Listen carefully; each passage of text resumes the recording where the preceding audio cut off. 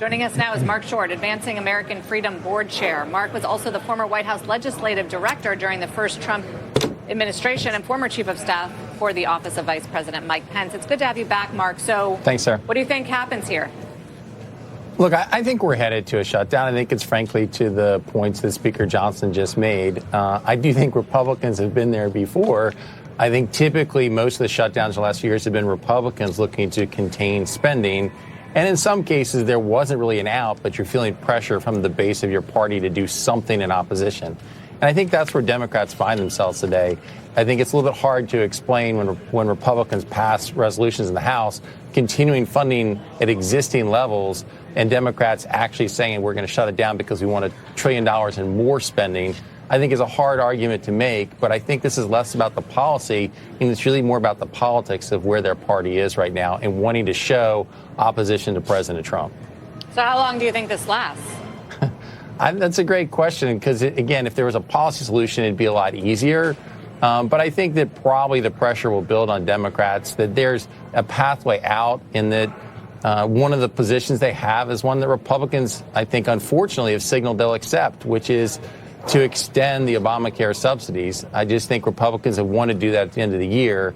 And so I think there's a pathway for Democrats to claim they got that concession from Republicans to schedule that vote. But I think, all Republicans voted against those subsidies when it was part of the COVID legislation. And now it seems there's a large number that actually want it extended.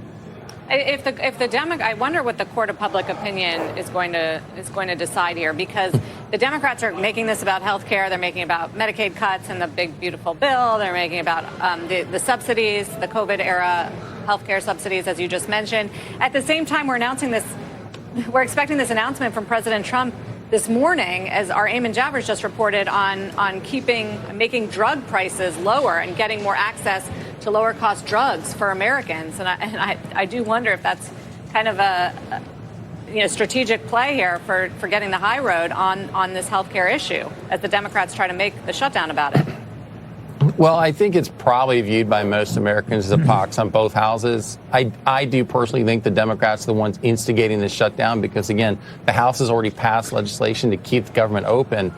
And I think to support the notion that it's a pox on both houses, Sarah, the irony is that 2 years ago, this same vote came up to extend the government funding at Biden levels. And it was one of the reasons Republicans overthrew Kevin McCarthy as Speaker and replaced him, because they said, we can't do that. And yet here we are 2 years later, and almost every Republican except for Thomas Massie, Rand Paul are saying, oh, no, we're supportive. And every Democrat 2 years ago who was supportive is now opposed to this continuing resolution at spending levels that Biden had passed. And so I think for a lot of Americans, there'll just be a sense of kind of a pox on both houses. So what gets it done, and how long does it go on for, Marc? Well, again, I think that it's one that doesn't have this sort of easy, okay, here's we're going to negotiate on a top level spending. That's usually what drives these sorts of shutdowns. And so I think at some point the Democrats will say, okay, there's been enough bloodletting at this point, and so we need to have a pathway forward. And they'll announce a deal to say we're going to get these Obamacare subsidies extended at the end of the year. Again, I think that's the position Republicans are already giving them, which is why I think this shutdown is more about show. But I suspect this will go on for a few days because they'll need to show the base of their party that they're standing up to Republicans in Congress and to the Trump administration. Do you think that there will ultimately be any federal layoffs as a result of it, that the Trump administration will use that to continue to cut costs there?